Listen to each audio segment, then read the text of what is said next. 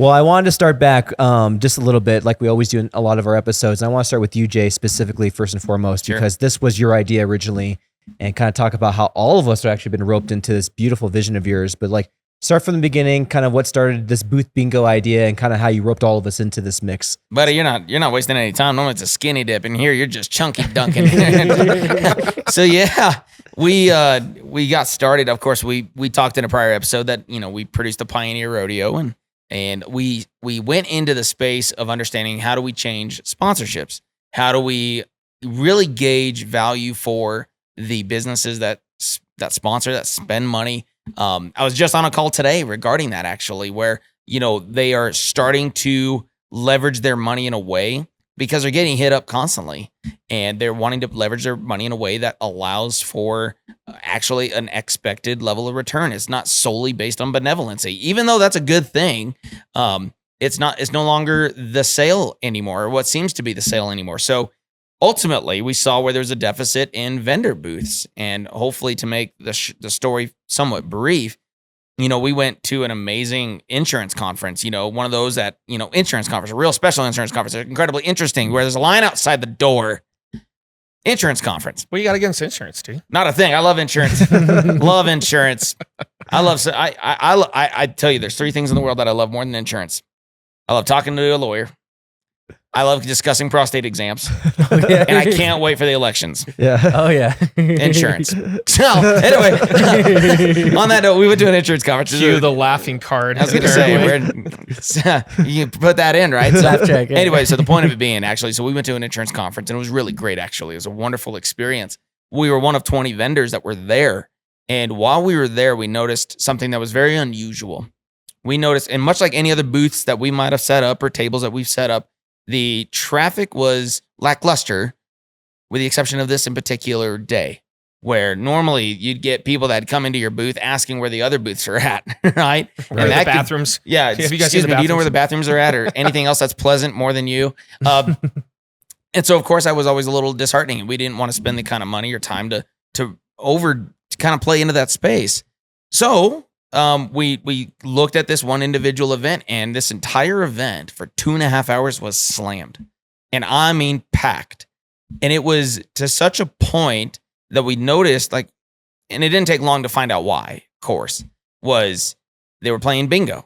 It was a, silly little bingo card that was very impactful. I mean, it had all of our booths on there with our logos on it, and they gave us, the stickers to put on our card. But what did it do is it now generated conversation. And very organic level. People came up to us asking about us while everybody else looks like a TSA agent with gloves on ready to frisk people down.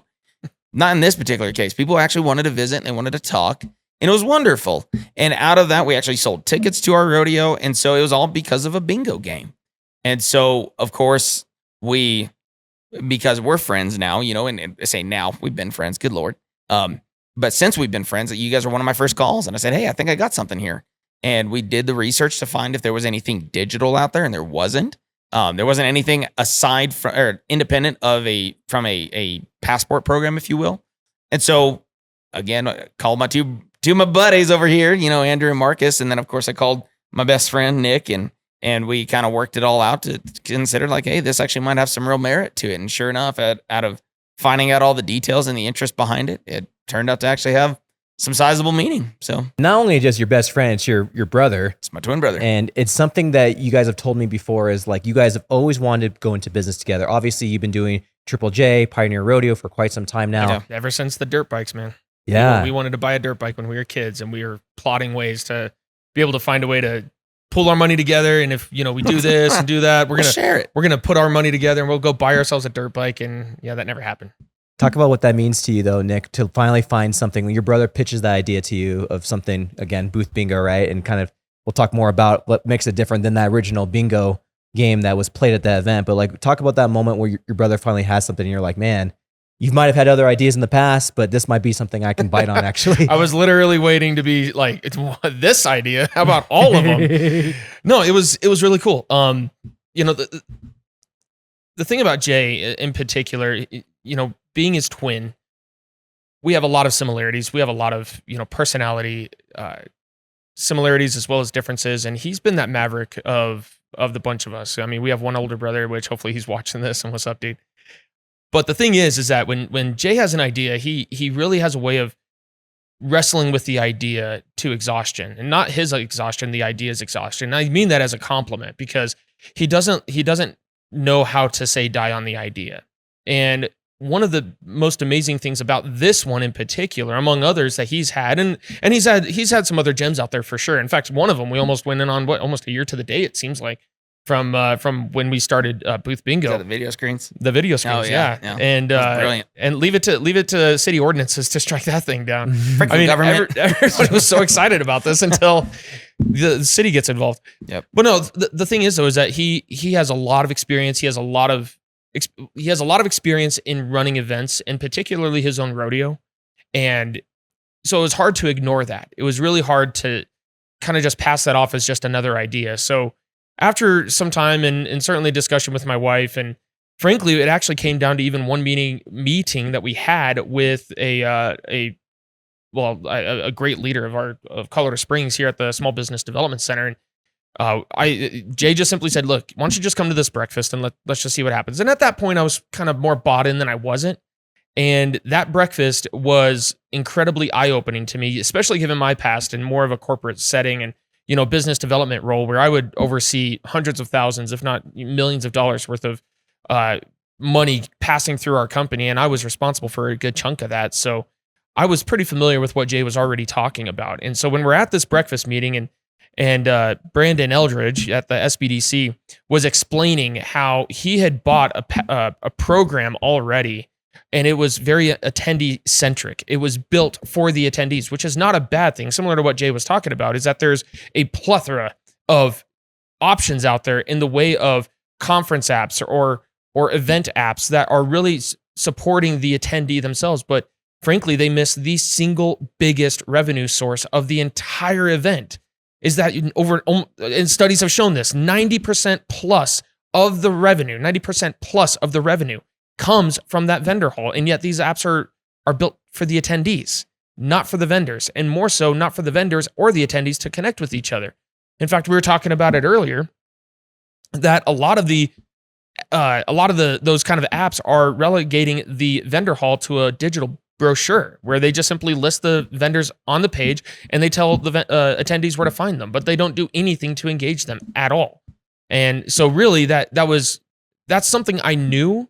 And then we get into the breakfast with Brandon and he tells us his experience where he dropped so much money to try to get to the very place that we were suggesting that Booth Bingo does. And it was a wonderful conversation. It was a great meeting. And so to summarize, I suppose, Jay really didn't say die on this thing. He really had a way of taking what he has always been, which is that frankly stubborn, but also wonderfully stubborn in that he doesn't say no. He doesn't give up on something very easily. And that's what was particularly impressive, is that when you keep peeling back the onion, when he's talking about it, it got really exciting really fast.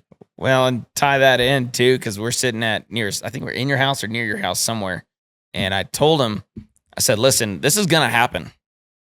You're either going to get on the boat or you're going to get off. But this thing's going to happen. The station, essentially. Yeah, exactly. And right. I told him, I said that and this was so infancy. I don't even think we had the landing page up yet. Yeah, and I was literally looking at this. I was so convinced that this had merit behind it. And I looked at Nick dead in his eyes and I said, you better get on. Because if you don't, I mean, you're gonna be watching it from afar and be like, I really should have. And I think that was probably honestly the first time. And I felt that way about Triple J to a degree, but not even close to this extent. I can't believe the amount of people this is going to help, the amount of validity that's going to give to vendors, the amount of support this gives to events, and to lower the bar and threshold that opens up conversations for attendees. Mm-hmm. It is, I don't know. I don't know that I've believed in anything as much as I do this. Yeah, it's a really beautiful thing. And I want to give my perspective too as an event organizer, but before I go into that, I kind of want to hit on the point of what you saw from that initial bingo sheet. And then when your idea really clicked of like, let's make this an actual app. And this in comes Andrew, right? With like, of course, roping in Andrew's his whole thing, but like the back end side is probably the most powerful part of it, right? Sure. Is the capturing of leads and things. So talk about that piece, because that's like the real thing that like if I'm an event organizer and I'm hearing about this, I'm like, oh great, engagement's great, but like the real kicker is kind of that last piece of the automated analytics piece to the actual web app itself. You gotta give Andrew the credit on this. You really do. Amen This is not my idea. I came up with the idea of digitizing a bingo card. You took it to an entire, so we should be interviewing you, right? No, I realize it's going to be a little bit more storytelling, but it's really important to the story itself. Is I'm sitting down with a good friend of ours, Chris, and Nick, and she knows Nick and the family kind of go back a little ways. But as I'm sitting down and I'm asking her, because I'm out, as I'm looking at the sheer cost of what it is going to take, because we're expecting the biggest rodeo this year. It's February now, but I mean ours being in August, and because of you and Red Mojo, this has a 5-figure attach point to it, right? So this is really exciting. But then I look at that, I'm like, oh Lord, if I'm going to do a bingo card at the Pioneer this year, add a line item to that, and you better make sure it's somewhat 5 digits long as well, because that's just not cheap. Money, the paper and all of that, it costs quite a bit of money for the design and workups and the whole thing. So anyway, it's not as efficient either. It's not near as efficient. Well, we later found out. Thank you, Andrew. But out of that space, it was, I was literally, I looked over the table at Chris, much like we did here, just a little shorter because you guys got, Putin's table here.